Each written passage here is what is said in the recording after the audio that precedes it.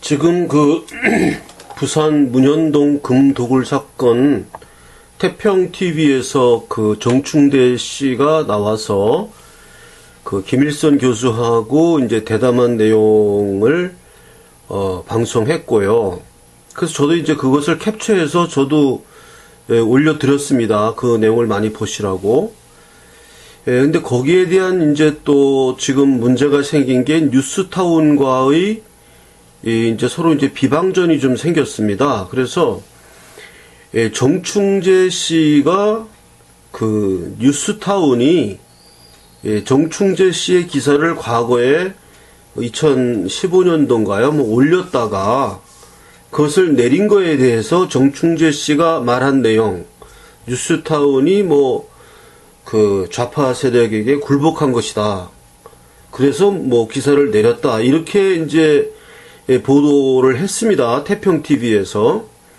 그래서 이제 거기에 대해서 뉴스타운에서 또 이제 그 반박하는 방송을 저렇게 또 냈습니다. 정충재 씨 발언에 대한 뉴스타운 입장. 그래서 제가 이제 그 두 분들 이야기하는 거를 둘 다 이렇게 보고요.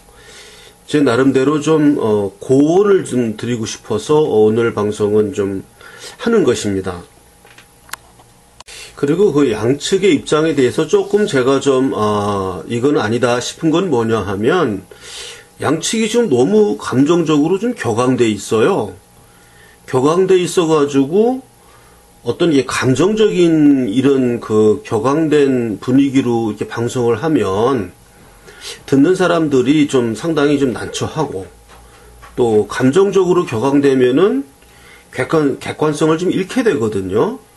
그래서 그런 식으로 방송을 하지 마시고 양 진영이 차분하게 그 사실 위주로 그 팩트 위주로 이렇게 돼서 이렇게 되었다 하는 식으로 좀 담담하게 방송을 좀 다시 한번 해 주셨으면 좋겠습니다. 그 예를 들면은 뉴스타운의 이 반박한 내용을 보면요. 한번 뭐 뉴스타운 봐서 한번 보시기 바랍니다. 시청자들께서는. 뭐 그 당시에 그 뉴스타운은 개인 유튜브가 아니고 언론사이기 때문에 그때 이제 그 언론 조정에 의해 가지고 뭐 13억 손해배상 청구 소송도 들어오고 또 언론 조정에 의해 가지고 그 기사를 내리기로 조정을 했기 때문에 이제는 그 기사를 내릴 수밖에 없었던 것이다는 그런 설명을 했습니다. 그런데 그 내용을 저도 이제 그 기사를 좀 그 방송을 봤는데 좀 더 팩트 위주로 방송을 해 주셨으면 좋겠습니다. 13억 손해배상의 내용이 뭐고, 그 뭐 저쪽 좌파 진영에서 뉴스타운을 걸고 13억 그 손해배상 소송을 걸었다는 거예요. 그래서 그 내용이 뭐고 왜 뉴스타운한테 13억을 물어내라고 어떤 내용으로 손해배상을 걸어왔고 어떠한 절차를 거쳐서 그 언론 중재위에 의해 가지고 조정 단계로 들어갔는지 이런 설명이 전혀 없어요. 보면 뉴스타운에서. 그래서 그냥 결론만 얘기해서 우리는 조정을 했기 때문에 그 뉴스를 내릴 수밖에 없었다. 이렇게 이제 그 중간 과정이 많이 생략된 상태로 결론을 이야기하기 때문에 제가 그 방송을 보면서 이거는 좀 해명 방송으로서는 좀 미진하다. 좀 더 단계적으로 차곡차곡 13억 손해배상 소송이 뭘 잘못했길래 물어달라고 하는 건지 그 제일 의문이 드는 건 그럼 뭐냐면은 그러면 재판으로 해서 시비를 가리면 될 것이지 13억 소송 들어온다고 우리가 뭐 반드시 재판에 지는 건 아니잖아요.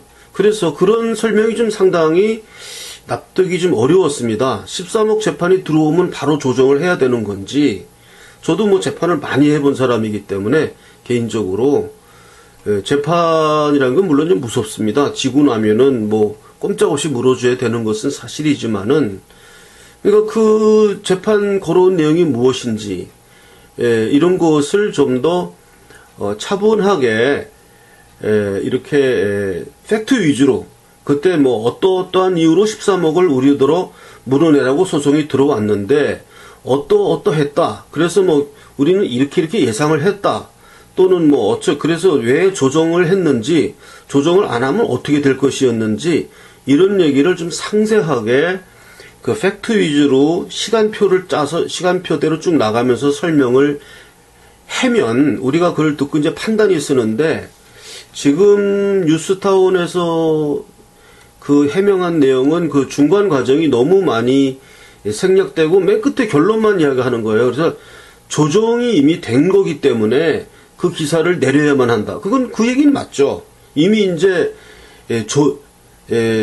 재판이 들어왔는데 조정을 해버렸으면 이제 조정은 재판하고 똑같은 거니까 조정이 됐으면은 이제 거기는 불복할 수 없으니까 뉴스를 내려야 되는 건 맞아요. 그건 맞는데 그 이전 단계 얘기가 너무 빠져있기 때문에 팩트에 입각한 해명이라고는 좀 미진합니다. 그래서 그렇게 방송했고 뭐 우리가 그리고 양측 다 뉴스타운이나 태평TV나 좀 알아두셔야 되는 것은 양측 다 우리가 뭐 우파의 정통 우파를 위해서 일한다 이런 얘기는 좀 서로 안 했으면 좋겠습니다. 우리도 이제 집회나 무슨 모임에 가보면 이게 한 예를 들어서 30분 이야기한다 그러면 15분 동안은 우리가 모두 다 인정하는 우리가 태극기 우파라는 얘기를 누가 부인하는 것도 아닌데 그거를 장황하게 이야기하는 사람들이 있어요. 박근혜 대통령이 탄핵이 잘못이고 그런 얘기를 30분 연설 중에 한 20분 동안 합니다.